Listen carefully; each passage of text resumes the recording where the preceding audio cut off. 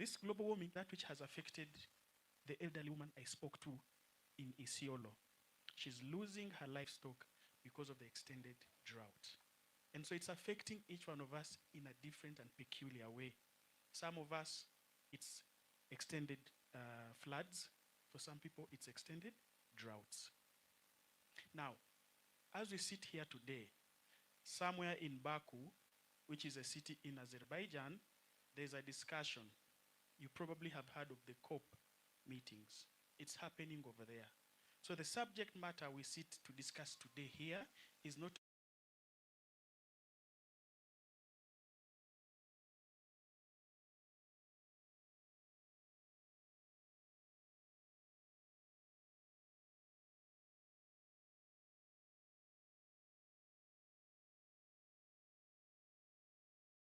the issue of global warming. There has been discussions around how about we reduce the amount of carbon dioxide that is being emitted. There's also a narrative that says if we reduce, it means we are going also to reduce our productivity as human beings. Car manufacturing industries, coal burning factories need to shut down. But some people say if we shut down those factories, if we shut down those machineries, we shall not be able to produce, we shall not be able to survive as human beings. Now there's another narrative. How about if you continue to emit and mimi upande huu, I absorb? Wouldn't that cause a balance? Wouldn't that reduce the amount of carbon in the air? And people seem to say that that might work. And that has led to what is being called a carbon credit. A carbon credit has been globally defined as 1 ton, which is equivalent to 1,000 kilograms. So if you remove 1,000 kilograms of carbon dioxide from the atmosphere, you would have achieved 1 carbon credit. How can you remove 1 ton? You can remove it through plants. The plants that we have here on Earth use carbon dioxide to manufacture their own food through a process called photosynthesis. So if we have more plants, probably we shall be able to absorb more carbon dioxide. That is the science. Number 2, if we avoid the emission of carbon dioxide, overall we shall be reducing the amount of carbon dioxide in the air. So if you are able to calculate the amount of carbon dioxide that you have absorbed or avoided the emission into the atmosphere, you will achieve something. And that is being quantified in what is called a carbon credit. So 1 carbon credit equals 1,000 kilograms of carbon dioxide. Now, what is the incentive? So we've said there are people who are saying, let me continue to emit, and then I can pay someone who is absorbing, someone who is avoiding emission. So now there is a market. There's someone who is willing to buy from someone who has caused an offset, someone who has absorbed or someone who has avoided emission. That market of the buyer and the seller is now what is called the carbon market. So we are moving on from a carbon credit to a market that is buying and selling the credits. Tuko pamoja? We are together. Now, this market exists and it is being governed by the laws of free market. Depending on the amount of credits on the market and the number of buyers, the value of a credit is fluctuating. So now there is a market globally that has sellers and buyers of these credits. We've seen that because there is a free market that has embodied the principles of capitalistic free market space, we also now have brokers. A broker will come to you and tell you how many credits, ask how many credits you have. Have you verified? I can link you to a market. I can link you to a seller, but utanipea kitu. You'll facilitate. So that is happening. The question now that Penina was asking, how can communities participate in this space. A few facts. Number one, shamba ni ya nani? Si ni ya community. So that means all these projects, the projects we are talking about are happening on the land of the people. So come what may, the people have a right. The people should have a say in these matters of carbon credits and carbon markets. One is that if a community are living on a land which has been designated for a carbon project, and now they are planting more trees to absorb carbon, or they are limiting the number of cattle they have so that at any one point in time, their land is never bare, so that continually the land is absorbing carbon, there is a way that that can be calculated. And then the credits that they are earning can be populated and sold. The question that now remains is, how do you determine that this land is absorbing carbon? I'll give a brief understanding of that. One is that carbon is finite. Carbon can be, the amount of carbon can be calculated in a laboratory. So let's give an example of this area we are seated in. If today, kama leo, nimesema nataka kuhesabu kiwango, ile kiwango cha carbon tuko nayo kwa hii room, I can do that. I will remove samples of the soil in this area, niende kwa laboratory, and then I will measure how much carbon is in that soil.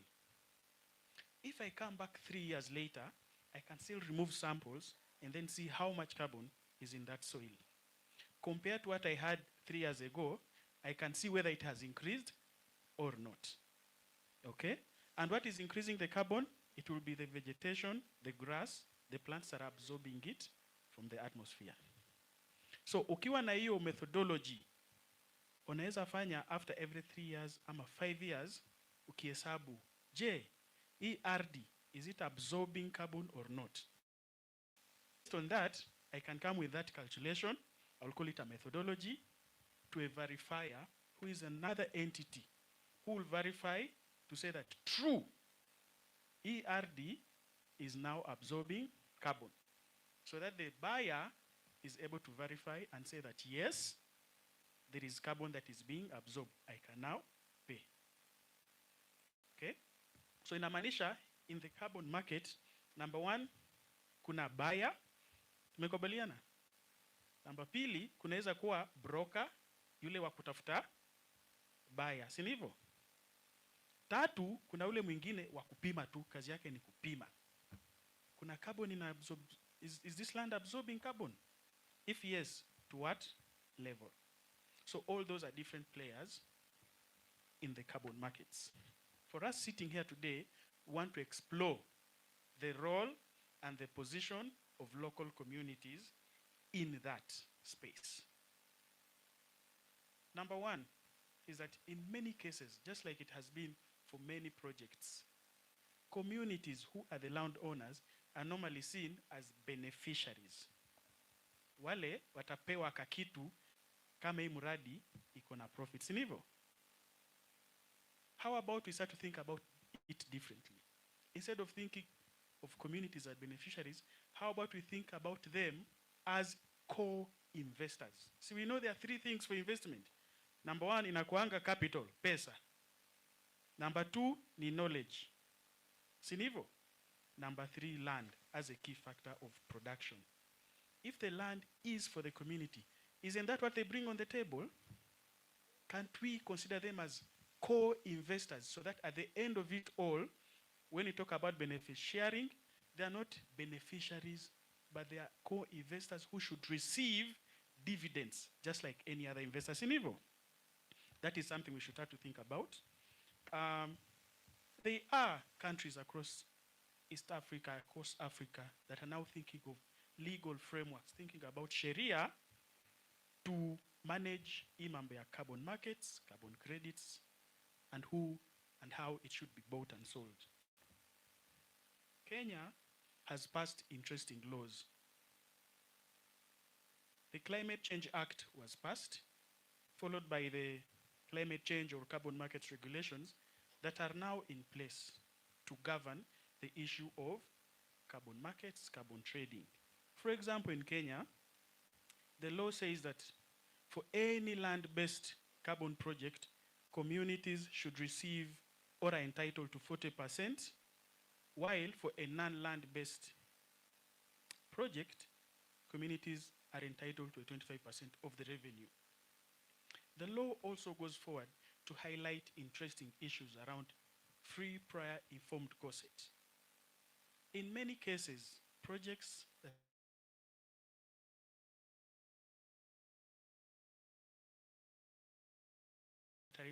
consent is not sought. This law is pushing that a little forward, that now communities should not only be informed, but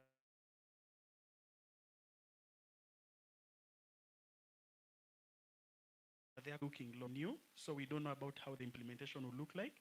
But that's really a gist into the matters on climate change.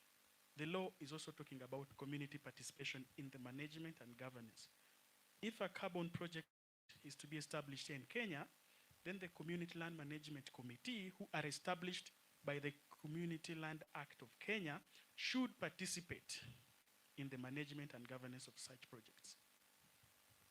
In a nutshell, that is a brief summary of climate change, how that has brought about carbon credits.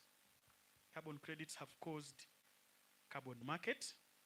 Carbon markets have led to the rise of different players in the market, and now how that has led to passing of laws to govern that.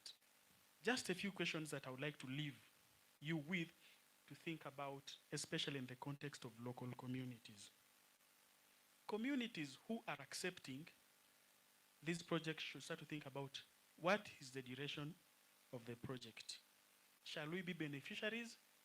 Am a co-investors?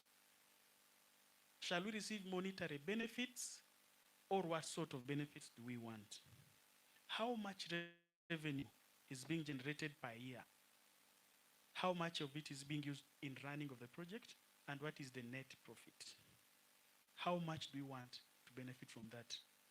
And who should dictate how the revenue that comes to the communities should be used? Communities should be able to assert their position and demand that they participate not only as beneficiaries, but co-investors and managers and governors of these projects that are being implemented on their land. Kenya boasts of the largest ever land-based carbon project, which includes over 27 communities, close to 4 million acres, 2 million hectares of land here in Kenya. So Kenya is placed to demonstrate good practice to the rest of East Africa. Thank you all.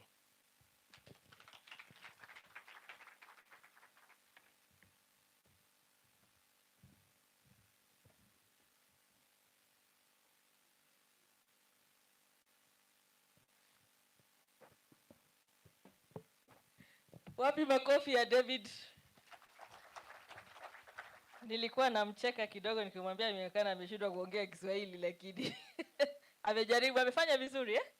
He's done very well in elaborating and taking us through what climate change is all about and what are these carbon credits and the market and issues around the communities and what we need to think about seriously. We are expecting our officials who are coming in for the opening and the remarks. So once they are in, we'll be able to be upstanding, but I will let you know what time they are coming in. So maybe just for recapping kwa lugha kidogo ya Kiswahili, kwa niaba ya David ambaye amefanya kazi mzuri sana, na tukisubiri hao wageni wetu waingie, David ukiniruhusu nitajaribu kuzungumza kidogo kwa Kiswahili. So kwa Waswahili najua wenzetu wa Tanzania wako hapa. Hii carbon credit ama wanaita nini, carbon ndio inaitwa hewa kaa. Hewa ni, we know hewa ni hewa tunavuta, si ni kweli? Kaa inatokana na jina makaa. carbon. Na makaa, ile charcoal, enguk, ile makaa iko na a lot of carbon. Si kweli? So na hii lugha naona kama ilitoka ng'ambo hiyo, wakasema inaitwa hewa kaa. Lani ni hewa ambaye ni chafu. Na tutapata nafasi ya kuzungumza zaidi kuhusu hiyo. Lakini jamii tunawaelezewa kwamba tuna nafasi bora ya kuweza kushirikishwa na kuweza kufanya kazi kwa utaratibu kidogo. Hebu tusimame tuwakaribishe viongozi wetu walioingia, alafu tutapata nafasi ya kurejelea program yetu kwa kiwango cha kawaida. Let's be upstanding as we welcome our guests who have come in now. Karibuni sana, feel welcome. Bwana PS, commissioners wale mmeingia na wengine, karibuni sana. All protocols observed. Pengine hatujawafahamu moja kwa moja, kwa hivyo naomba tunaweza kuketi tafadhalini. Tunashukuru kwa wageni wetu walioingia. Tutapata fursa ya kuendelea moja kwa moja na program yetu. Tumeweza kupata nafasi tayari ya kupata the introductory part of the session, ambaye wageni wetu mtakuwa mmekosa hiyo nafasi, lakini tutaweza kuendelea na tunafuraha kwamba mmeweza kujiunga pamoja na sisi.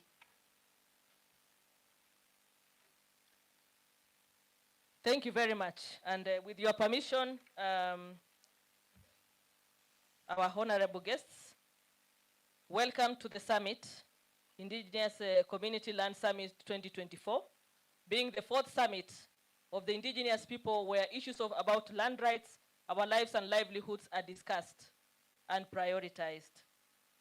We are honored to have a representation from Kenya, as of course the host country, thanks to Impact Kenya and Paran Alliance. We also have the representation of several counties represented, where we have indigenous pastoralist communities and the adjacent communities that live in coexistence and living together with our neighbors in different counties, who are also represented here. We have communities from a number of countries who have also joined this summit. I would like to recognize members or colleagues who have joined us, and communities from Rwanda, from Tanzania, Uganda, DRC, and Ethiopia, and ourselves from Kenya. So we are grateful that you are also able to make yourself available for this occasion and to be able to participate and indulge in the conversation about indigenous people. Ladies and gentlemen, as I said, we have had already the introductory part partially done, and we were waiting for you to be able to join us so that we are able to proceed. And with your permission, allow me to be able to proceed with the official program, and I'll be calling a number of representatives as lined up in the program. I'm not sure whether there is a copy that can be shared also with you for purposes of reference. And I will start by saying that we already have the introduction from the Executive Director, Mali Ole Kaunga from Impact Kenya, who welcomed us and gave us the context for this particular summit. We also have had the representation of Paran Alliance, representing 9 counties and 34 member organization or representation of the indigenous pastoralist communities, among others, who also had a moment to be able to share in their aspirations and challenge us to think a little bit more about what exactly carbon credits and carbon market is all about and what is at stake for indigenous communities. That was represented by Mr. Mohamed Yusuf. Then we had a brilliant intervention by our lady colleague, Penina Nailante, representing a community from Narok County. And she really challenged us as a woman, but also as a leader of the community, to be able to think about land rights and what is at stake when you have to welcome an investor, and when those rights are not adequately secured, and what exactly should be the process. And she talked about the value of investment and the opportunities linked to this investment in terms of communities, livelihoods, and opportunities to advance economically and also to secure the environment. But she says we have to reflect more on the procedures and whether the community is a stakeholder or just a beneficiary of those projects. Ladies and gentlemen, thereafter we had the intervention by David Arachi from Namati, who took us through a brief about what carbon credits are all about, what about the market, and the evolution from the climate change. Carbon credits and carbon markets and all that the intentions are should not be divorced from the climate action and the motivation around that. He linked this particular summit to what is happening currently in Baku, in Azerbaijan, where the COP29 is taking place, to be able to underscore the commitments of the Paris Agreement and what is at stake for communities, for which some of the communities around the world, including ourselves, are the least contributor of the carbon emissions, but bear the brunt when it comes to the hazards of climate change. Ladies and gentlemen, that is where we stopped before our dignitaries and guests came in. And allow me now to proceed with the official program by inviting the area member of County Assembly to be able to take the floor to provide his official opening remarks. Bwana MCA mahali ulipo, area MCA kama uko kwa room, I know we had a brief interaction earlier. The moment is yours. Huenda anaweza kuwa ameondoka. Okay. Bwana MCA hayupo, I will proceed. I don't know whether we have our county commissioner in the room, Isiolo County. If you are inside the room, kindly would like to ask you to take the floor.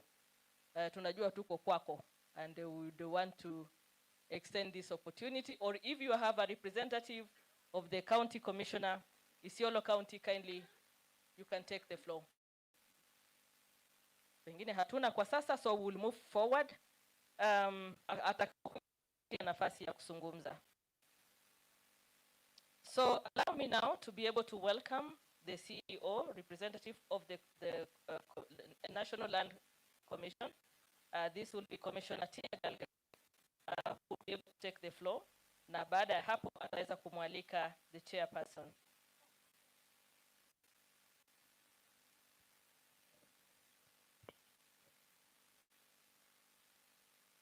And I hope the protocols are correct, kwa sababu sometimes tunaweza badilisha mkataba, na mtanisamehe iwapo nitakosea. Nikirudia makosa ndio inaweza kuwa mbaya. So karibu sana madam. Na uchanganye lugha kidogo, Kimombo na Kiswahili. Yes, karibu sana madam. So, okay. Our chief guest, PS Kello, all dignitaries, communities, friends, good morning. Hamujambo, habari zenu, na furaha kwa kuona leo. Inaonekana mara nyingi tutakutana kwa workshops, lakini na furaha ya kwamba mko sawa. Kwa majina naitwa Honorable Tia Galgalo, mimi ni commissioner wa National Land Commission. Kwa siku ya leo sisi tumealikwa kwa hii, na nafikiri ya kwamba mbeleni pia tulikuwa tumekuja, na leo pia tumekuja na our vice chair.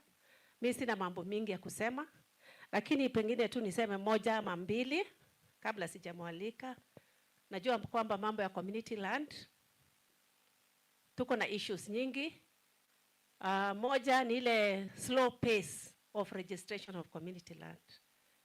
Najua kwamba Ole Kaunga na other organizations are doing a good job trying to push for the registration. Mnajua kwamba kama una haki miliki ya ardhi, hiyo land hutaweza kuifanyia mambo mingi. Hiyo ndio inapatia nafasi kufanya land private. Pengine investors wanaitwa, wanakuja wanachukua hiyo land because nyinyi hamuna ile cheti yenye inatakikana. Mambo ya land grabbing mnajua kwamba inafaa kufanyika.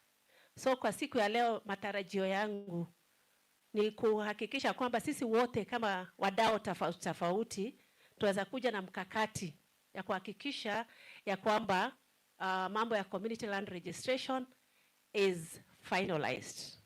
Ndio tuweze kuishi kama Wakenya wengine. Kwa hivyo najua kwamba tutakapa siku mbili tutasikia mengi, but niruhusu niite vice chair Gertrude Guko, vice chair National Land Commission, kwa sababu yeye ndio wako hapa kurepresent our chair. So madam vice chair, karibu. Tumkaribishe. Asante. Asante, Commissioner Tia. I'll speak some Kiswahili as I go along, but some of the words are technical, lakini nitajaribu. But mostly I'll speak in English, so I apologize for that. Enhancing indigenous people's collective bargaining power towards carbon markets. The theme of the 4th edition of this Community Land Summit could not have been more relevant. We are having the discussion at the dawn of 4 very important events that will give us food for innovative reflection on the critical issues of equitable benefit sharing and tenure rights. Now, what are these 4 events? Number 1, it is 14 years, barely a decade, since the Kenya Constitution of 2010 was established that all land belongs to the people of Kenya, collectively, as nation, as communities, and as individuals. Hiyo nitajaribu kuongea na Kiswahili. Land ni ya watu wa Kenya. It's like the American Constitution. It's no longer like the UK Constitution, which we had during colonial era. So this is a huge departure from the former Constitution. Now, what does this mean? It means that the national government and the county governments have delegated authority for the people of Kenya. They are not the owners of the land. The COK, that is the Constitution, mandates National Land Commission to oversight both the national and county governments in compliance of that Constitution. It is an opportune time to reflect together with the people gathered here, our development partners, government agencies, and our neighbors from neighboring countries on the challenges and opportunities on unbundling that constitutional mandate. The second event, we are living at the dawn of a time when we can no longer ignore the new wave of leveraging on the greatest resource that we have in Africa and here in Kenya. And what is that resource? It is our youth who have been given, who have grown in a fast-changing technological space with a lot of innovative ways of contributing to our economy. What is the other third event? The long-anticipated climate change carbon markets regulations of 2024 were officially gazetted in May this year. That is very recent. By the CES for the Ministry of Environment, Climate Change and Forestry, representing yet another milestone in the establishment of an oversight and regulatory framework for the implementation of carbon projects in a way that can enhance the Kenyan indigenous collective bargaining power, which we are discussing here. And the last and the fourth event, 200 governments are right now gathered at COP29 in Baku, where some of us are, and they have just approved new UN standards for international carbon markets in a key step towards allowing countries to trade credits to meet their climate targets.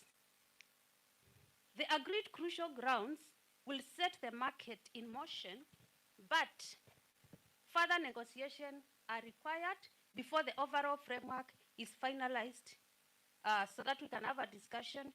In our discussion here this week, we can be able to gather information which can inform the Kenyan voice in those upcoming negotiations to hopefully transform the Paris Agreement to realizable and enforceable international norms. For this week's discussion, I'll share with you a very brief reflection on NLC constitutional role and experience as they relate to the 4 milestones. Number 1, NLC is mandated under Section 6, subsection 2, subsection C of the NLC Act, as read with Article 62, subsection 2 of the Constitution, to take any measures it considers necessary to ensure compliance by both the national and county government with the principles of owning, using, and managing land equitably. A fully funded NLC management program, which has been a great challenge, as you all well know, would equip it to inquire into the illegally acquired community carbon credit investment land rights, to establish the community's rights and interest as already envisaged under Section 24, subsection 1 of the Community Land Act of 2016. This will enable alignment of the climate change regulations and held it within the new regulations, which were gazetted in May, within 2 years and 6 months, respectively, as provided for under the said regulation. Number 2, under this milestone, I can give the example of the Turkana wind power case, which is undergoing ADR. Now, we need to really rethink how is the community involved in these negotiations of a case where they own the 150,000 acres of land in Marsabit. What are they receiving from the renewable energy carbon credits? What are the processes in place to fast track the fact that these regulations can be applied in this case? Applying this new regulation in this case will fast track this process. The second milestone. The National Environment Policy 2013 provides an integrated approach to sustainable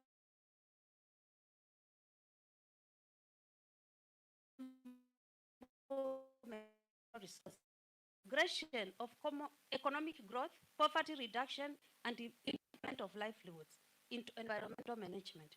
This is in line with NEMA's existing law under MCA.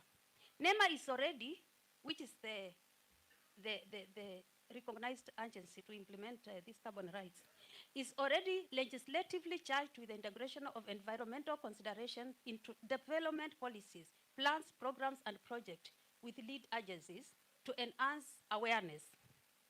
National Land Commission will ensure that this NDC, that's NEMA, mobilization, stakeholders, coordination, and advice to government is not only anchored on control, but on tangible and fair economical benefits. This is in line with Section 19, which is yet to be actualized. National Land Commission is supposed to develop regulations to ensure that communities benefit from the resources in their own counties.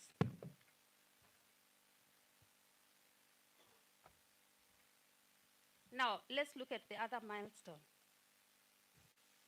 That is employment for the youth.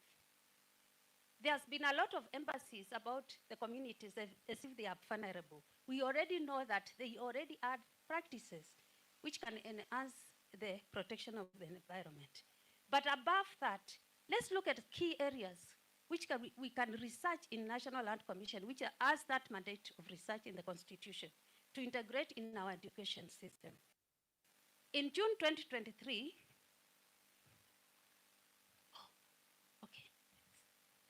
in June 2023, 212 million tons of carbon credits were sold right here at an auction in Nairobi by a company, a regional voluntary market company called COSIA, which is registered by FERA. Who were the sellers? And who were the buyers? It was about cookstove projects in Kenya and Rwanda and renewable projects in South Africa and Egypt. Who were the buyers? 16 Saudi regional and international companies. The CEO of this auctioneer was a very young woman. Now, the following are just some of the technical areas that NLC researchers and its stakeholders must champion in 2024 to be integrated in our education systems and internships, to enable the jobless youth to benefit from carbon credit as a resource and it's a huge resource. In fact, our president has called it a gold mine. Let me look at just some of the key areas briefly, for the sake of time. Contracts. This is a huge technical area which can be integrated in our schools of laws. The payment structure, the reversal, the termination of these contracts, what accrues to the landowner, not as a stakeholder, but as the owner of those rights of that land. Market, leases, assessing whether you should lease all the land should be the decision of the community. But the advisors can come from the youth of even those indigenous communities. The cost of changing the system of production from pastoralist, woolly, to a means of carbon production. The methodology. Can we use the pastoralist as the person who is actually continuing raising their cows, and you have a system for managing the environment? Or should the land be taken, all of it? What is the cost of that change of production? Benefit to the community. Now, there has to be proportional interference of the community's use of that land. And that is a very economical, accounting, and climate financing area. And it can be taught to our children. What is the impact of the debt? And the purchase agreement to ensure that the community actually benefits from this. Now, for example, Tanzania has decided 61% of the profit will go to the landowners. But this is very strange. Zambia has decided 50% will go to the government. And these are issues which can be discussed in our education system. Singapore is already getting 80% tax from the emissions, green emissions. And this is a way which is forcing their companies to look at just transition and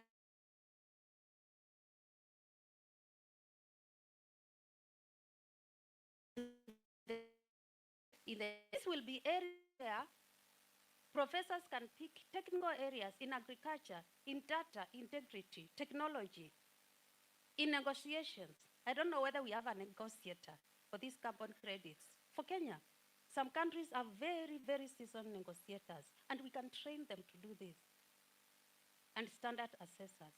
Now, I will invite each one of you in our discussion this week. Let's rethink beyond a few manual green jobs for our people, even the so-called indigenous people, even their youth, even for the rest of Kenya. Our youths can take up technical ones and broaden a critical mass of economically empowered taxpayers for rapid growth. And that is actually already in line with Section 35 of the Community Land Act, which is yet to be actualized.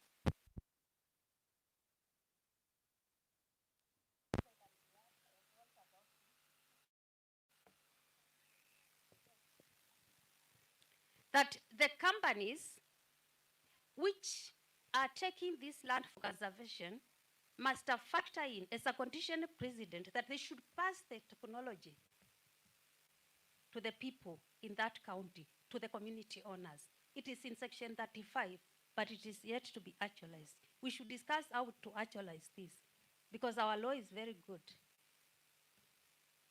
Now, the fourth milestone.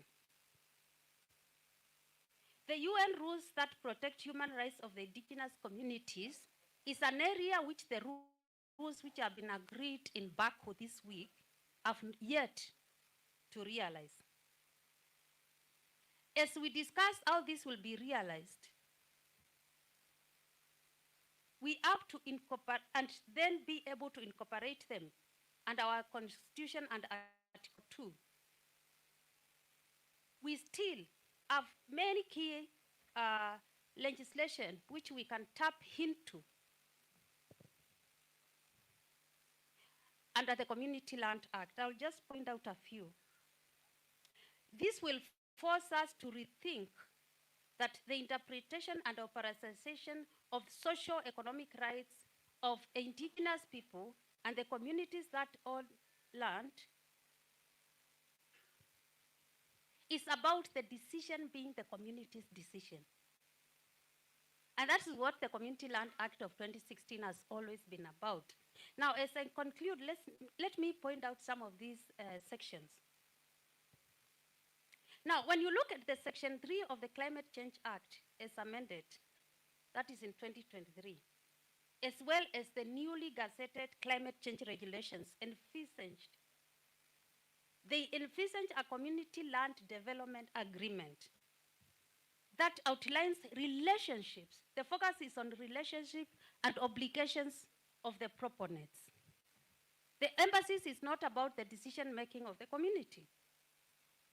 So we have to be very clear in our discussion this week that the interpretation of this regulation and climate change cannot conflict an existing law, and that is the Community Land Act. The interpretation and application of the sections of the Community Land Act, for example, they point out the decision being made by 2/3 of members of a community who will give them the decision and the power to set aside their land for conservation or any other use for investment. That is in Section 29(1) of the Community Land Act. We cannot negate the power of the community, the community itself, a registered community, to lease their land. And that is in Section 32(1) of the Community Land Act. We cannot negate their decision in cancelling their lease for non-compliance, and that is already in Section 33 of the same Act. Our socio-economic communities or hunter-gatherers or pastoralists and any other existing indigenous communities legally recognized a way of life that was safeguarding this forest, that was safeguarding this land. It can be annexed, it can be referenced, it can be developed.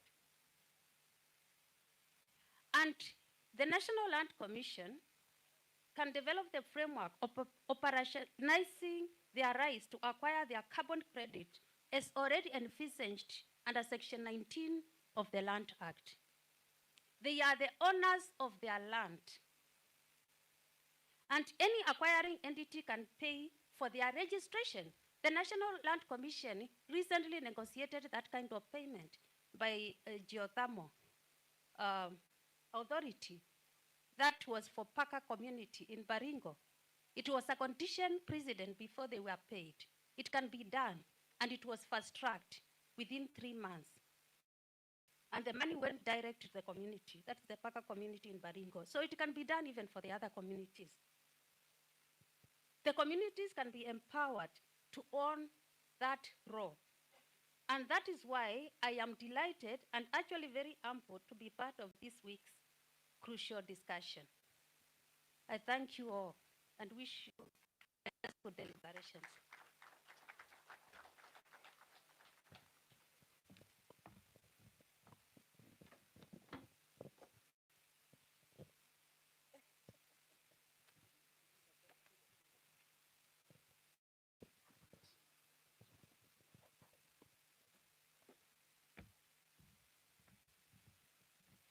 Thank you so much, Madam, for the great intervention.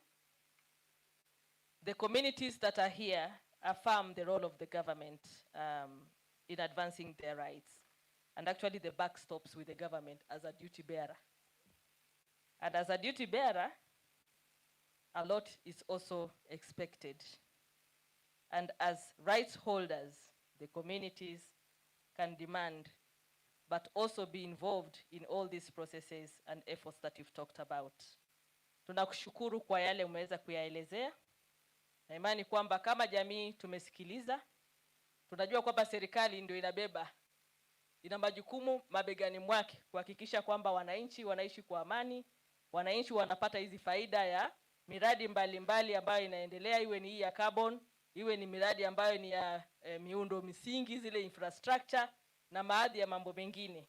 Kwa hivyo tunashukuru kwamba serikali imeweza kujumuika pamoja nasi kutupatia nafasi bora ya kuwa na ushirikiano na mazungumzo na mjadala ambao madam amezungumzia, na pia kutilia mkazo na nafasi ya kutoa majadiliano kuhusu mambo ambayo jamii inahusu jamii na mambo ambayo pengine hayajapewa kipaumbele ama pengine yanahitaji ufafanuzi zaidi, jinsi ambavyo tunaweza kufanya shughuli zetu kwa maendeleo bora.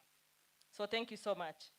Now, we have the honor to have the representation from the Cabinet Secretary, na pia tutakuwa na our guest of honor ambaye atatufungulia hapo baadaye. But for now, allow me to invite Amos Muli Musyoka, ambaye atarepresent the State Department for Land Physical Planning. That is the Cabinet Secretary ambaye atakuwa represented, ambao atakuwa pia na nafasi baadaye kuweza kulaunch a reference manual for the community land management committees and community assemblies. Hiki ni kitabu ambacho kinapeana maelezo kuhusu ama kupeana mwelekeo kuhusu kazi za zile vikundi ambavyo ama wale zile kamati ambazo zimechaguliwa kuweza kusaidia uongozi wa maneno ya ardhi kwa community land na zile assembly na jinsi zinavyoweza kufanya kazi zao. So nikubalie kwa sasa, with your permission, our chief guest and our honors who are inside the hall, to invite Bwana Amos to be able to share with us the speech from the Cabinet Secretary wa State Department of Land and Physical Planning. Tuweze kuendelea baada ya hapo, na ningemuomba pia kwa heshima yake ataweza kumwalika mgeni wetu mashuhuri ama mheshimiwa kwa siku ya leo ambaye atakuwa PS ambaye atakuwa na nafasi ya kutuhutubia. So karibu sana Bwana Amos. Welcome. Tumpigieni makofi anapokuja na atapata nafasi ya kutuelezea ametumwa nini na yapi mazuri ametuletea. Karibu sana. The guest of honor, PS, State Department of Resources and Regional Development, Mr. Kelo Alasama, Vice Chair, National Land Commission, Madam Nguku, Commissioner Tianga Gal, viongozi, my colleagues, both in national and the county government, partners, communities, Namujambo. I want to bring you greetings from the Cabinet Secretary, Minister of Lands and Public Works, Madam Alice Waume, who is out of the country. She is attending the COP29 at Mbaku in Azerbaijan. Mmepokea salamu. Kabla sijasoma hotuba yake ama remarks zake, nataka nijitambulishe. Kwa jina naitwa Amos Musyoka. I'm a Deputy Director in the State Department of Lands and Physical Planning. Today, wakati umetumwa, you restrict yourself to the message given to you. You don't add anything. It is my great pleasure to make my remarks during this year's Community Land Summit. The enactment of the Community Land Act, Cap 287, marked a significant milestone in the pursuit of land tenure security for Kenya's indigenous and the local communities. It rekindled communities' hopes that their constitutional rights to secure land tenure could be and would be realized. This transformative legislation empowers women, indigenous, and the local communities by defining leadership structures. It ensures accountability between community leaders and the community members, and it facilitates meaningful engagement of all community members in land governance through the establishment of community assemblies and the other progressive provisions. It protects the rights of minority groups, children, and the vulnerable groups. The Community Land Act introduced layers of governance structures, having the community assembly at the apex decision-making, as the apex decision-making organ. The law has given elaborate roles to the county and the national governments. Community assembly consists of all adults in the community register. A community land management comprising of between 7 to 15 members carries out the day-to-day operations affecting the community land. This committee is significant because their stewardship largely informs the success of the governance of the community land. The ministry, with support from the county governments and other partners, have facilitated over 50 communities in Laikipia, Samburu, West Pokot, Turkana, Baringo, and Garissa counties to register their community land. These comprise of former group ranches and the communities in the former trust lands that had not undergone the land adjudication process. The members of community land management committees have made significant progress as required of them under the law. These include convening community assembly meetings, developing registers of members, and bylaws. Climate change is real, and the community lands, which are majorly in ASO areas, are bearing the biggest brunt of climate change. Droughts and the floods are becoming severe and extreme. Yet, these communities are the least emitters of greenhouse gases. The ministry has in place climate change units domiciled in each of the state departments. Among their roles is working with the communities to leverage existing traditional knowledge and the skills that align with universal local climate action. This is geared towards enhancing communities' mitigation and adaptation for resilience to climate change. These units are addressing unique community cultures and the conditions which affect climate change. The units equally sensitize registered and unregistered communities on mitigation, adaptation, resilience to cope with the effects of global warming.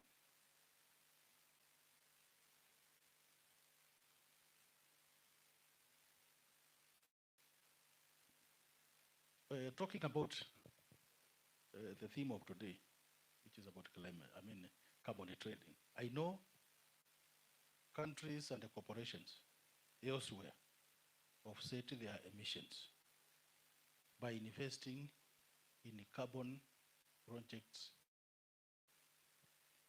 in our areas, in our community lands. And there's risk, especially regarding the rights and the sovereignty of communities who have cared for their lands in these trades since time immemorial. So we are urging, as you engage in the communities,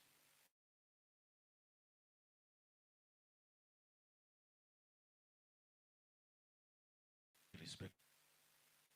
It is true, communities do not understand what carbon credits are. So let us not assume communities know. Share that information with the communities.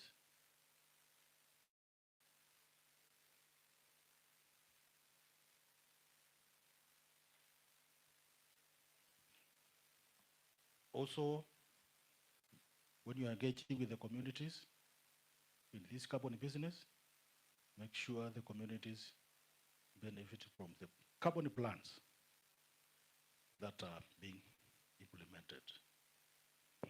Also, allow communities to enjoy their land rights and their way of life. Let us be sensitive and not disrupt the community's way of life. And we know our communities are very organized, they are very resilient, they have survived disturbances and perturbations for a long period because of the local systems that the communities have developed on their own. When signing agreements, we want to urge that those agreements go through the community's legitimate legitimate community decision-making processes because they exist. Before registration, during registration, there are, even if they are not registered, prior to registration, there's a way the communities have organized themselves and they have an elaborate decision-making process.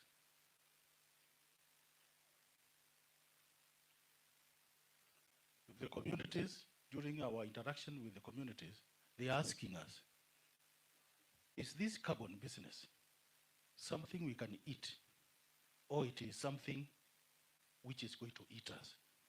That tells you the communities expect to be taken slowly so that they understand and they work together with the investors in the carbon business. Also, the programs being initiated, we have been requested to make sure those programs comply with the community's own customary laws.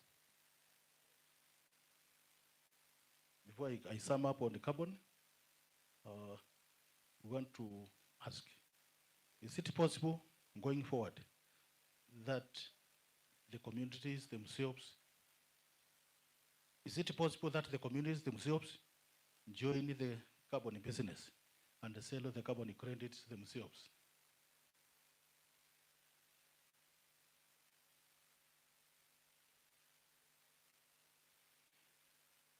In the performance of their roles, the community land management committees have been found to have deficiencies, and that are both procedural, statutory, and regulatory.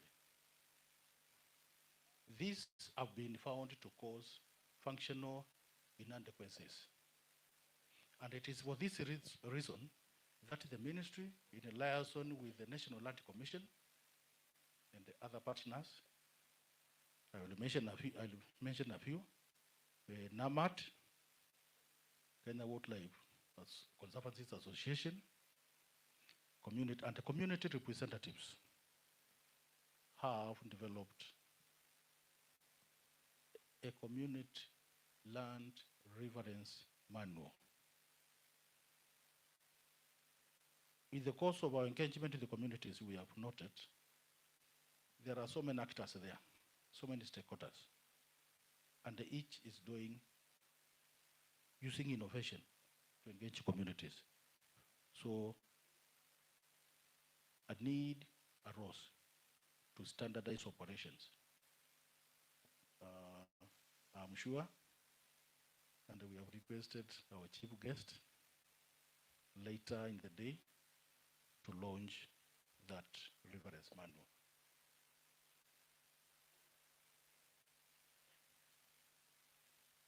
So I therefore call upon the members of CLMCs and other stakeholders to constantly make reference to this manual while undertaking the mandate, pre, post, and during community land registration.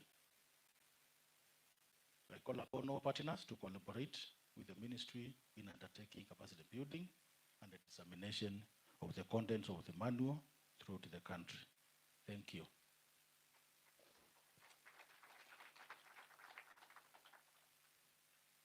I now want to have the singular pleasure to invite our chief guest for today, Mr. Kelo Arasama, and as a show of respect and appreciation, can we all remain upstanding?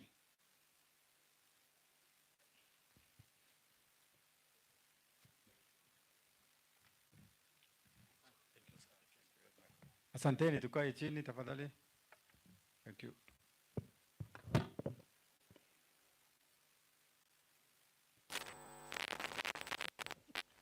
Asante. Hamjambo. Hamjambo tena. Asante sana. Karibuni. Najua mumetoka sehemu mbalimbali, si ndio? Kuna wengine wametoka Laikipia. Wangapi wametoka Laikipia? Aha.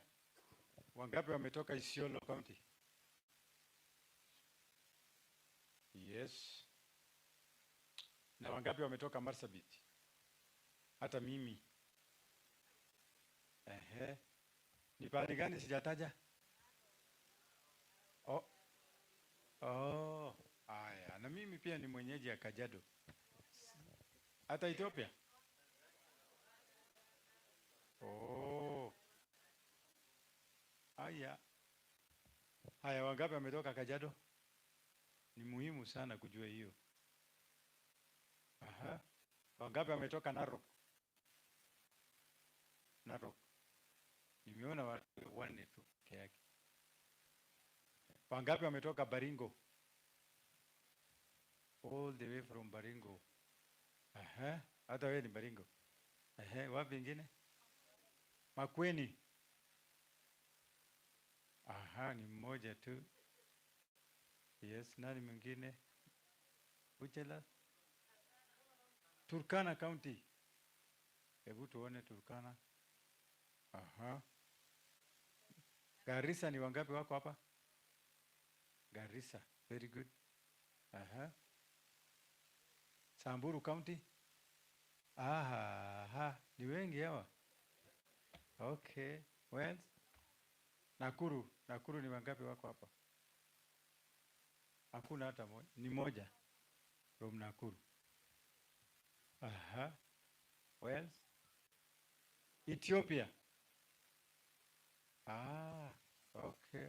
South or north? Nageni barada? Good. Well, Congo.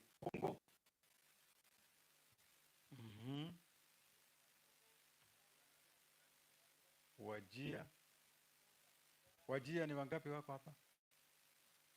Aha. Uganda? Aha. Okay. Rwanda ni wangapi wako hapa? Aha. Kwa hivyo mnaelewa Kiswahili, si ndio? Si ndio? Okay. Sasa ni mzuri.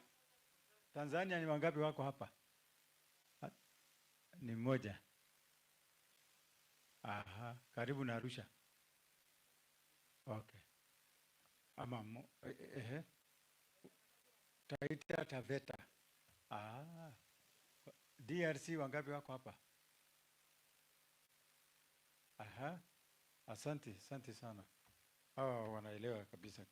Kwa hivyo kwanza mimi nimesema nimefurahi sana siku ya leo. Kwa jina mimi naitwa Kelo Harsama. Nitachanganya kwa sababu wengine hawaelewi Kiswahili. Mimi naitwa Kelo Harsama, mimi ni Principal Secretary katika State Department inaitwa ASAL and Regional Development. Ambaye inahusika na mambo ya sehemu kame. Lakini nataka kujua mambo mengine hapa. Wangapi wanaelewa Kiingereza? How many of you understand English?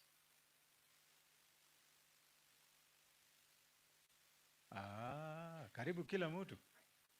Sasa nitakuwa mzungu saa hii tu. So thank you very much. My name is Kelo Harsama.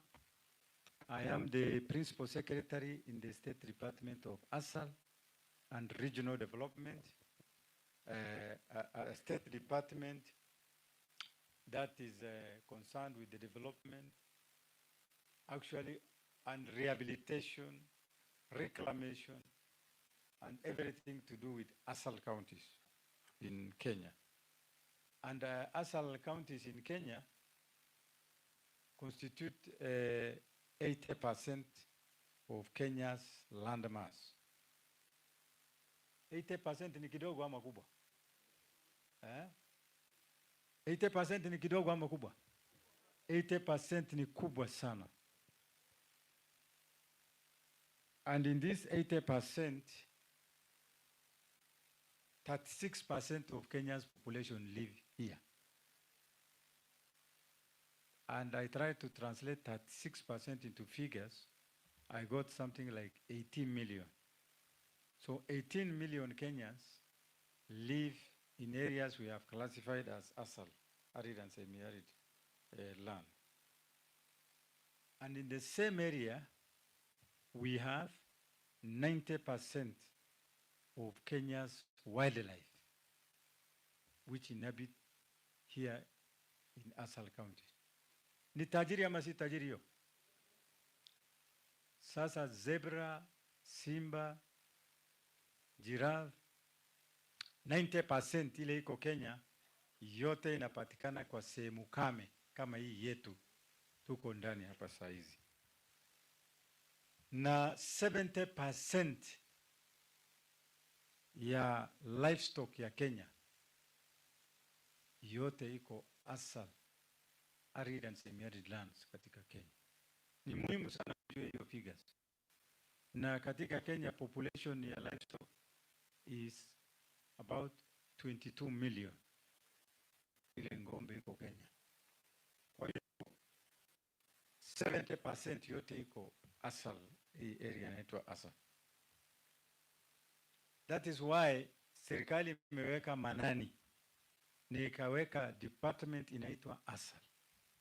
That is why the government has recognized the potential ASAL and created a state department called ASAL, Arid and Semi-Arid Land Department, so that we maximize this opportunity for development, because this is a very, very huge opportunity. One huge opportunity, as we say, is the land mass. And because of these opportunities, we have attracted many investors here in northern Kenya and in we have attracted so many investors. Some of them would want to do agriculture. They want land for agriculture. They want to exploit minerals here in northern Kenya and so many other parts of Africa. They want to build hotels in these places. They want to exploit cultures here which are very rich in northern Kenya and other ASAL counties. And therefore land here is very valuable. And we have said here that we want to stop importing anything for food consumption. You know, a big percent of food and many things we consume like rice, sugar, and many others are imported from outside Kenya. Like rice we get from India, Thailand, and so many countries. Sugar we get similarly from India, Pakistan, Brazil, and those other countries. Now the government is saying we do not want to import food because we have land. We want to grow our own food. We want to produce our own food crops. And therefore, there is need for land. While we have said we want to do our own production, the traditional food producing counties like Nyeri, Kisii, Western Kenya, and so many other parts of Central, there is no land. Ukienda Kisii, the richest man ako na shamba, ako na nusu eka. Nyeri hapa, the richest man ako na shamba, ako na eka 3. Ukienda huko Kakamega, tajiri kabisa ya shamba, ako na eka 10. Shamba iko wapi sasa? Shamba iko hapa. Shamba ya Kenya yote iko wapi? Sasa attention ya wale wanataka kuinvest yote iko asa. Na kama ukiona mahoteli kubwa kama hii, unakuta governor amekaa na mtu yuko tumbo kubwa. Kila pahali Kenya, mahoteli kubwa. Kwa nini? Anataka shamba. Nataka shamba. Kwa sababu yeye amesikia serikali nataka kuproduce land. Iko opportunities kubwa, amesikia iko minerals. Amesikia wanyama iko hapa, anataka kujenga hoteli. So matajiri yote wametoroka huko, wamekuja hapa. Wazungu wale wamezoea kufaidika na utajiri ya wildlife, wote wametoroka huko, wamekuja hapa. Sasa ile kitu iko, the demand for land in these areas is just crazy. Just crazy. Because kama mtu anakujua na anajua wewe unatoka Marsabit ama unatoka Isiolo, anauliza bei ya shamba, vile atapata shamba, vile atajikatia shamba, vile atafanya title, vile atafanya nini, kwa sababu ya hiyo demand. Kwa hivyo, kwa sababu ya hiyo, watu wametumia njia mingi kupata mashamba hapa. Njia ya kwanza, njia ya udanganyifu, ya kudanganya communities, sababu communities ya pande hii wako illiterate wengi. The illiteracy rate, Maria, in Asal is how many %? Over 80% illiteracy level in Asal counties. And many of these investors have taken advantage of the problem of illiteracy to illegally acquire land in these areas. Many of them foreigners, using fraud, using illegal techniques, taking advantage of ignorance of the local people to acquire land. And because of that, we require people who must talk about these issues, must sensitize the illiterate population about why it is important they know their rights, their land rights. That is why I left everything I was to do in Nairobi to come here, so that I witness this important sensitization which is taking place here. It is the concern of everybody, including the government of Kenya, to ensure that communities understand the land laws, communities understand their land rights, so that they are able to maximally exploit them for their use. We are not refusing to attract investors in these ASAL areas. We have actually programs in government called PPs, partnerships, public partnerships. We have investors who are interested in leasing our land. There is nothing wrong in that if we are going to benefit.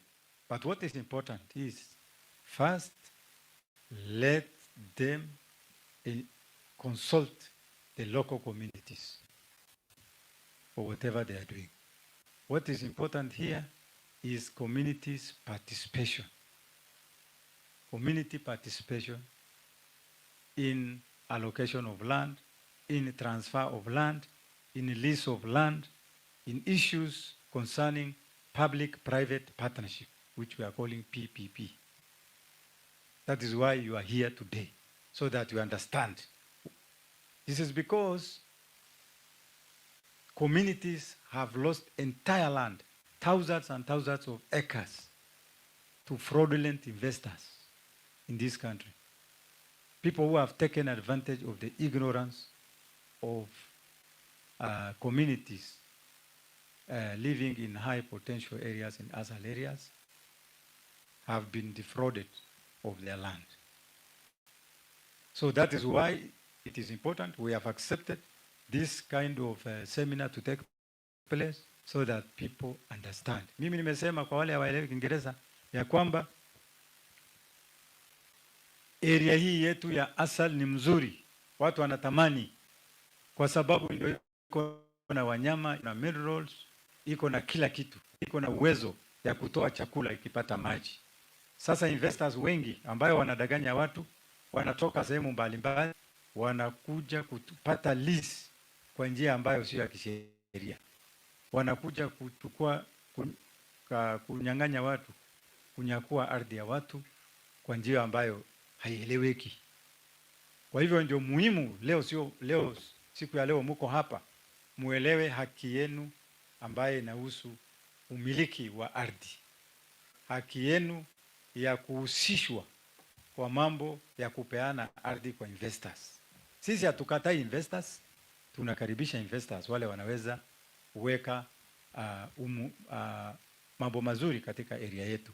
Lakini wakikuja wale wana mamlaka ya kupeana hiyo ardhi lazima wahusishe jamii wote, waelewe imepeanwa kwa njia gani. That is why nyinyi mumeitwa hapa siku ya leo so that muweze kuwa part and parcel of land allocation. Na hapa waziri wa land saa hii ameongea, National Land Commission wameongea. Hapa saa hizi tuta launch kitabu ambaye ina guide watu kwa mambo ya community land ownership. Iko hapa. Hata vitabu yote iko hapa. We are going to launch. We are going to shortly launch a manual, a handbook, which will be used by people who are going to sensitize issues of land, community land ownership in this country. We are aware that a number of NGOs have been engaged in sensitizing people on community land ownership. Many of them are qualified to give that sensitization. Many of them are not qualified and they are giving their own syllabus ambaye hajulikani. NGOs tunataka waelimishe watu kwa hii mambo ya land ownership. Lakini kuna NGOs wengine hawaelewi kwa sababu wanataka kufanya biashara, wanaeleza watu kitu ambao sio kweli. Sasa hivi leo sisi tuta launch kitabu ambaye inaonyesha watu masomo kamili ile serikali imekubali ya mambo ya sheria ya land na mambo ya sheria ya community land ownership ni gani. Tuta launch hapa saa hizi. Sawa sawa? So that kama NGO anakuja kudanganya wewe, unamwambia hii ni uongo, acha kuongea uongo hapa. Ile kamili ni hii niko naye. Ile PS ame launch, PS ya ASAL. Mnaelewa hapo? Sasa ni muhimu, hiyo ndio muhimu wake.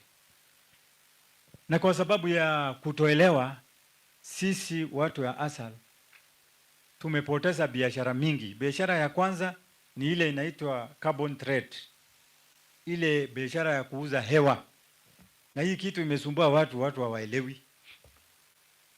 Biashara ya kuuza hewa hii. Tulikuwa na governor ya Samburu mkutano Nairobi, anaitwa Lelit. Wangapi wametoka Samburu? Ni mtu anaelewa mambo ya carbon kabisa na akatuchekesha kabisa. Yeye alichekesha sisi. Yeye alisema hii kitu inaitwa carbon credit, hii carbon trade, hii kuuza hewa. Wasamburu hawajui. Na mimi najua sehemu hii sisi yote hata sisi hatujui. Kila pahali watu hawajui. Sasa akasema hata Wasamburu hawajui. Lakini wazee wanaletewa pesa. Wazee wanaletewa nini? Pesa. Mzee amekaa kwa nyumba analetewa pesa. Lakini hajui hii pesa inatoka wapi. So siku nyingine wazee walienda kwa governor wakamwambia, hii sisi tunaambiwa tu carbon trade, carbon sijui what, na tunapata hii pesa. Hebu tueleze hii kitu natoka wapi, tuambie hiyo mtu asante, tushukuru hii mali tumeambiwa sijui iko kitu kwa hewa ambaye naletea sisi pesa.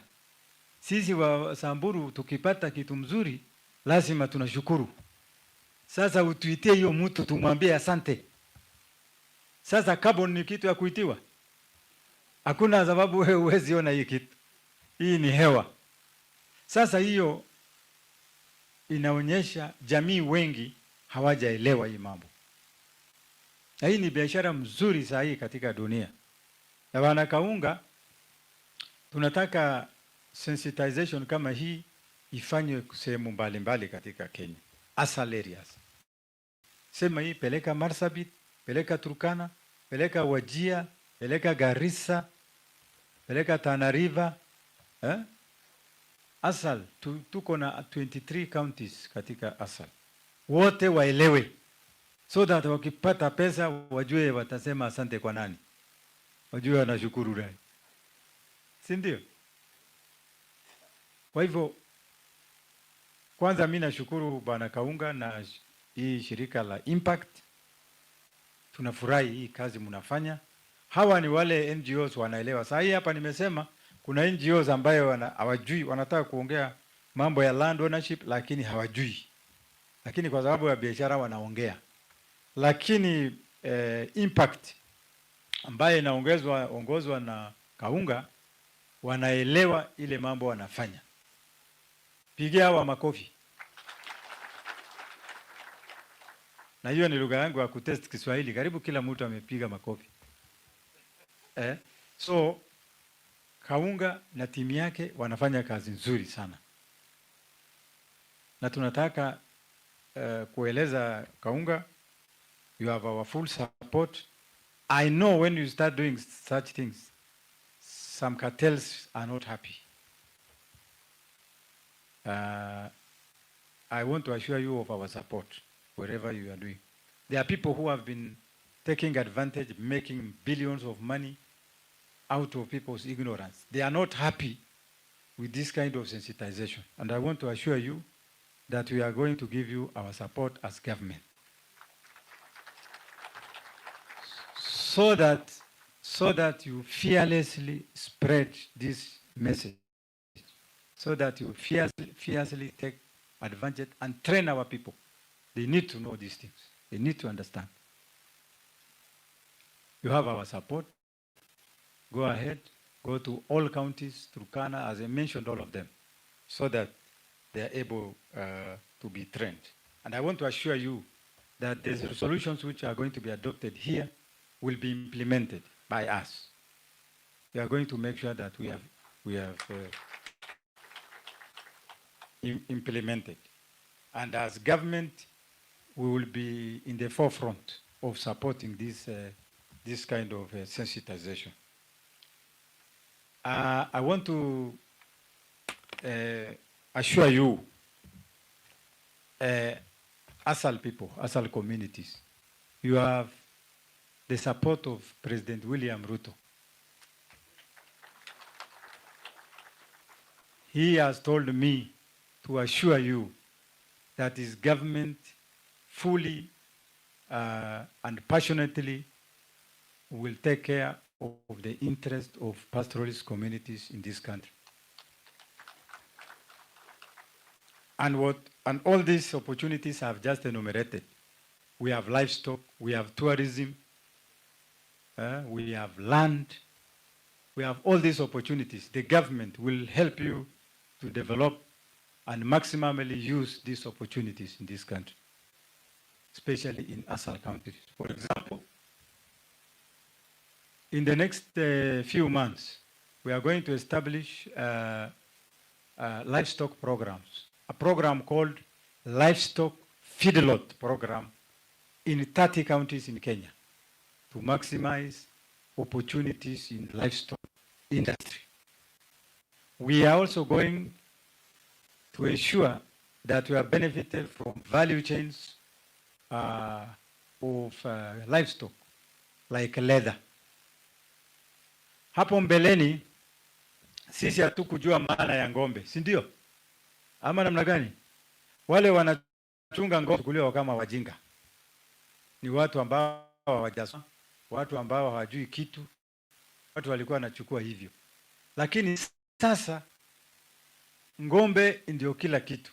Hata wale wamesoma zamani hawataki ng'ombe, wameanza kurudia ng'ombe kwa sababu ya value ya ng'ombe imeenda juu, na serikali enda nchi mingi ya nje kutafutia nyinyi soko ya ng'ombe. Saa hii nikiongea huko Indonesia wanataka kila mwaka ng'ombe 20,000 kutoka Kenya. Nchi ya Qatar inataka ng'ombe ya Kenya. Europe namna hiyo. United Arab Emirates namna hiyo. Nchi yote ng'ombe, bei ya ng'ombe dume kubwa itakuja kupita 1,100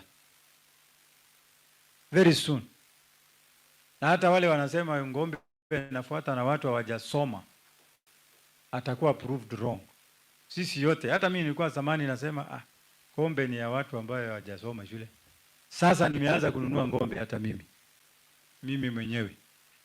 Na kwa sababu serikali imeona hiyo advantage, itatengenezea nyinyi feedlots pale ng'ombe inaoneshwa katika counties 30 katika Kenya.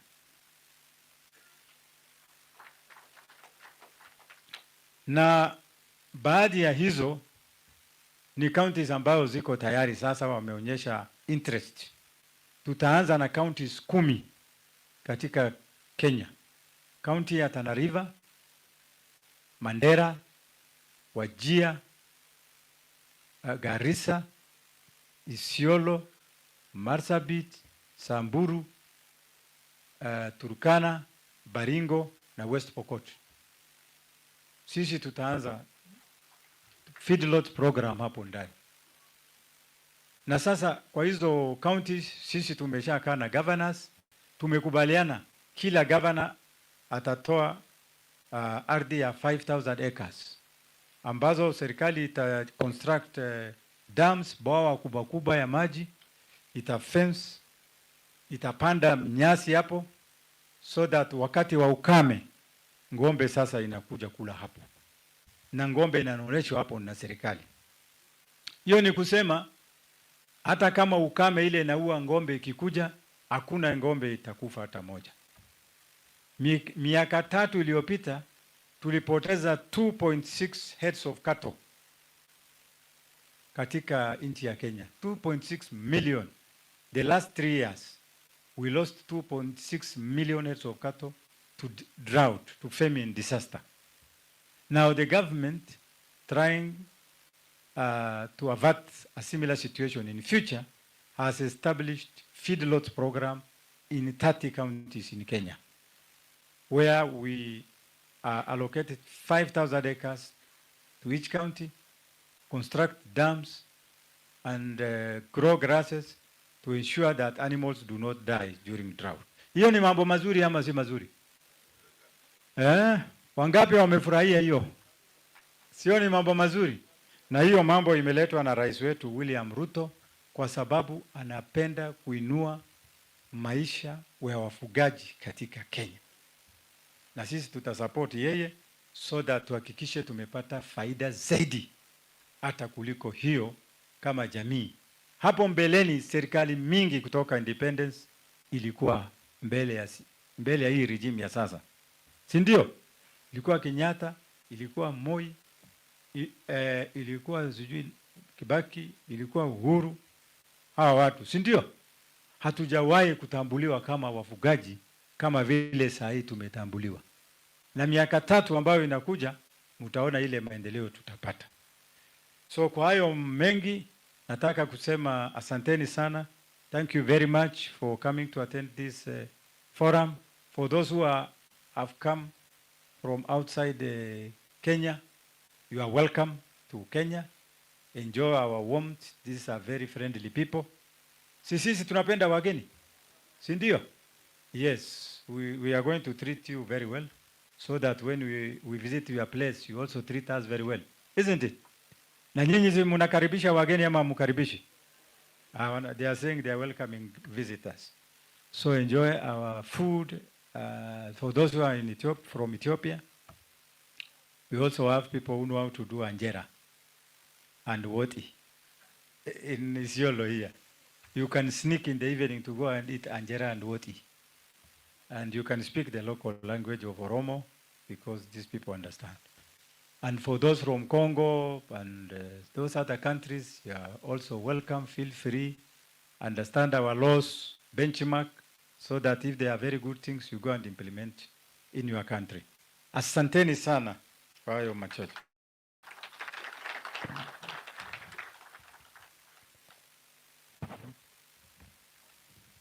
Yeah. Kuja. Tareka. Yeah. Bwana PS, with your permission, and Bwana Amos unaweza enda pale juu. Ndio, before I launch the book, ni officially fungue hii mkutano so that tuweze kuendelea.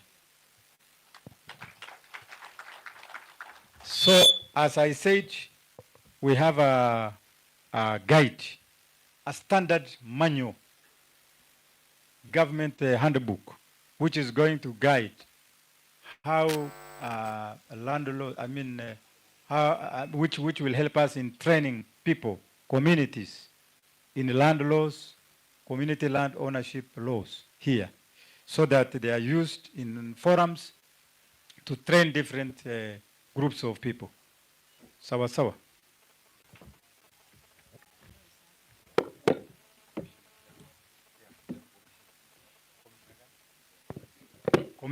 Commissioner T yakuja na Deputy Chairman. Our County Commissioner, Mr. Godfrey Omoding, is here. You can join us to launch the book. Nani mwingine? Ni hawa tu.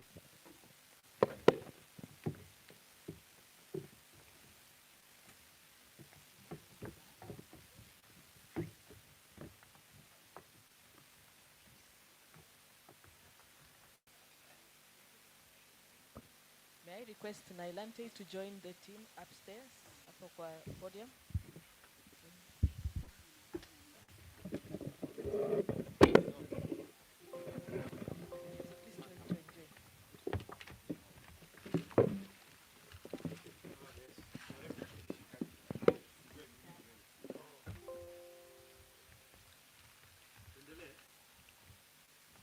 Yeah, we can now proceed.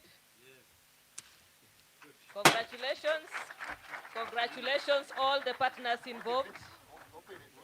Let's see what exactly this is all about. A reference manual for community land management committees. Makofi kwao. Makofi tena.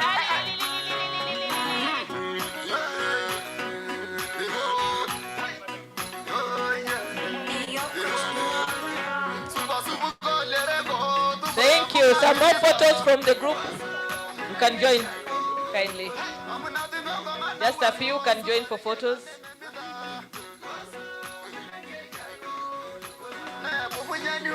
Let's have the photo session. Kimalizia, have a photo session.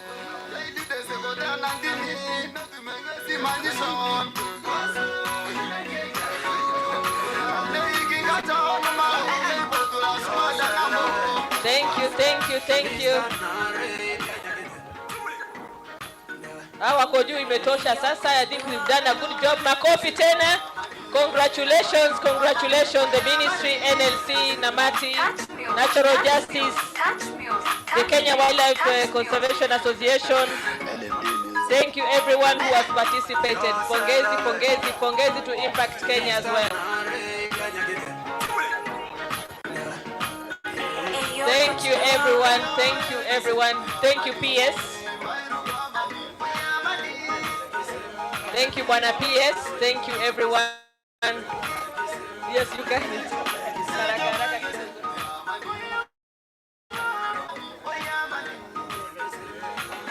Yes, as we conclude the photo session, please. May I request that we take our seat? May I request that we all take our seat for a final conclusion of our session this morning? Please take our seat. Tuketi kwenye viti vyetu tafadhali. Photo session tumalizie. Let's complete the photo session, please.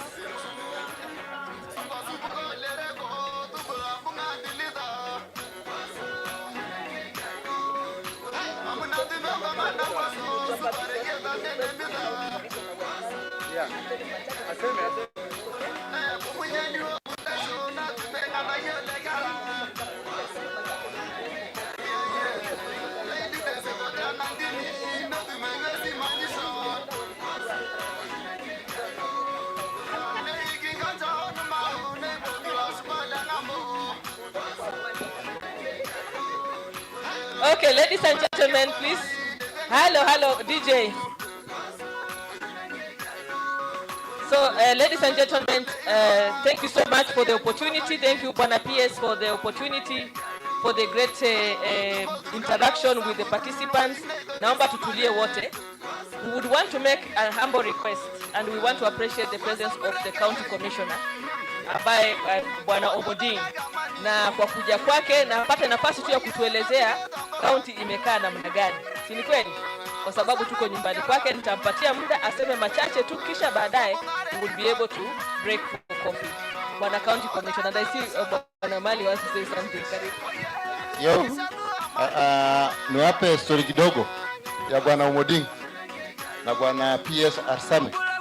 2004 wote walikuwa Laikipia, walikuwa government officers, DOs. Wakati huo kulikuwa na tension sana. There was an intention, there's a lot of conflict in Laikipia, invasion, reclaiming back colonial land. So, Mr. Geoffrey, Omoding, and Bwana PS, they were government officers. Then I was on the run because I was the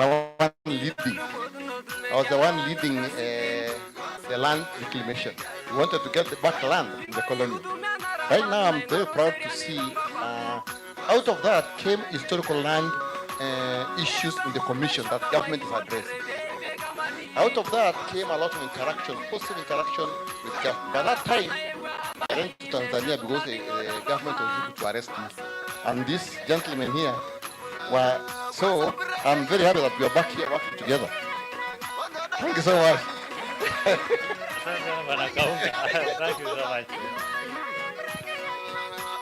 Our PS Assam, Sama Kelo, all invited leaders, guests, good afternoon. Mefika afternoon here. But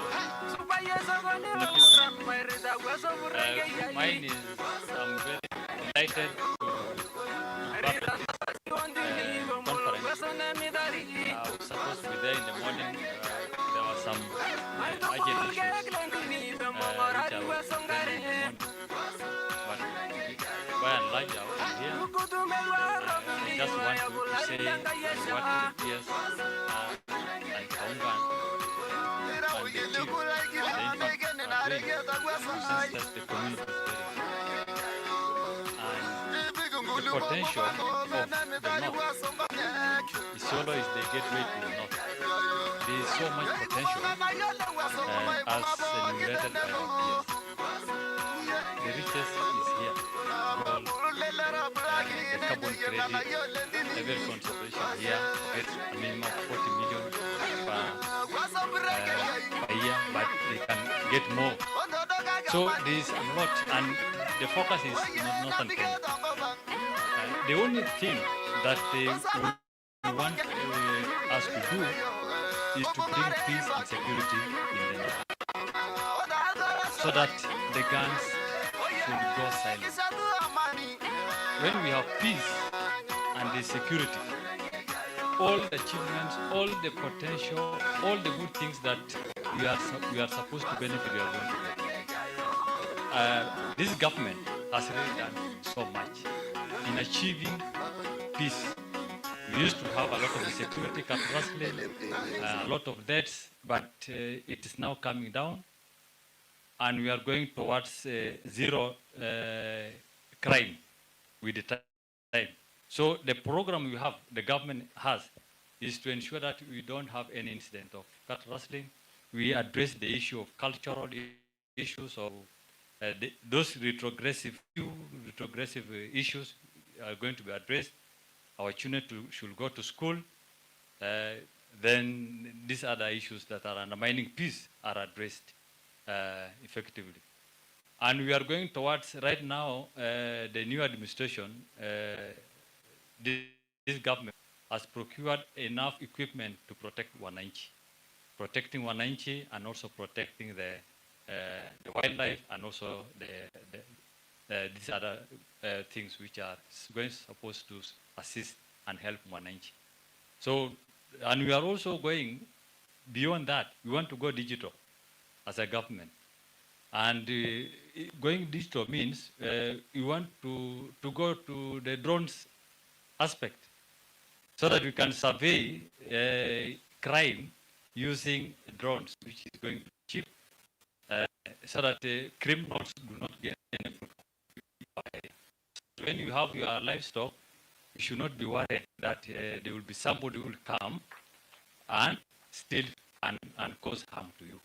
So those programs are there. So far, we are integrating. These aspects have succeeded in the North Rift, and we are just remaining between us and our neighbors here. And think we are going towards achieving that. So we want to assure the residents of Northern Kenya that the potential, the wealth that we have, we are going to enjoy as long as we bring peace and security within this region. And we are calling upon our stakeholders to do that, are calling the elders and also our young people to ensure that that is done. Secondly, the issue of community land is important that the community is sensitized, that they are made aware of their rights, so that not few people can be able to micromanage and take and lead the community into the wrong direction. Right now in Isiolo, I think we are doing the community land registration, and we are telling people, let us involve all the stakeholders. There are issues which are coming, this community registering, trying maybe to threaten another community, that kind of things. I think it can only be addressed when we have consultation and public in that aspect. So mine is just to the people that in terms of security, we have elaborate arrangements to ensure that we are going to secure our area from any crime. At the same time, we are also going to secure our resources so that we enjoy during our lifetime the benefits that we have. So we want to thank Impact and other organizations, the NGOs, that are really doing a great job in bringing peace and also sensitizing the community so that we know our rights. I think that is a very good thing. So with those many remarks, I just want to say thank you for inviting us, and also thank you for participating, and especially our team leader, my colleague, my senior, the PS, who has been a blessing in this region. I think the president saw a good thing from him, bring the son of the soil to come and oversee the resources and also to assist our people. During the drought cases, when we had drought here, I think we did not lose any between a single life during the previous drought, because we got assistance, relief food items, food and non-food items, and we were able to assist our people. And also through him, we were able to get dams, marked for greater programs in this area. And we are also able to relocate some of the people who are in a lowland area which was prone to disasters. The Samburu, we vacated and settled the entire settlement in another place. So there are so many things which we are enjoying. And also Samburu, this other side of Isiolo, Oldonyiro, very soon I think government is doing something for that sub-county. So things are going very well. So if you have sub-county in those areas, Oldonyiro, we are going to empower the people there. So that now, if you want to come from Oldonyiro to Isiolo, you travel around 100 kilometers. So the services are going to be brought closer to the people there. But our own appeal is, let us embrace peace, let us guard that peace, and let us fight issues which are not progressive in society. Thank you very much, and may God bless you.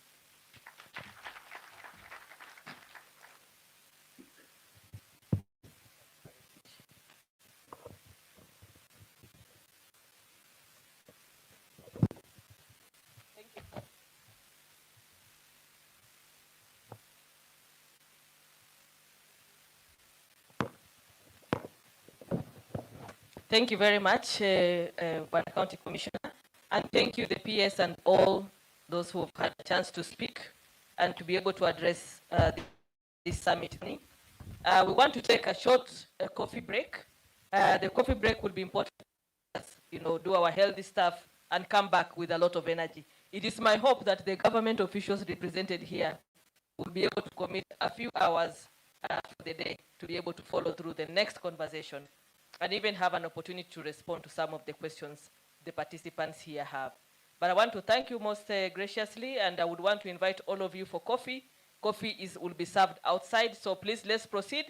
Within 20 minutes, tutahesabu, and there will be some whips uko nje wanawaambia mrudi ndani. So please tuhakikishe masaa dakika 20 kwa kunywa chai, then turejee hapa. Viongozi wetu watarejea, tutakuwa na nafasi ya kuwauliza maswali na tuweze kufuatilia utaratibu wa programu yetu hapo baadaye. Karibuni kwa chai. Asanteni.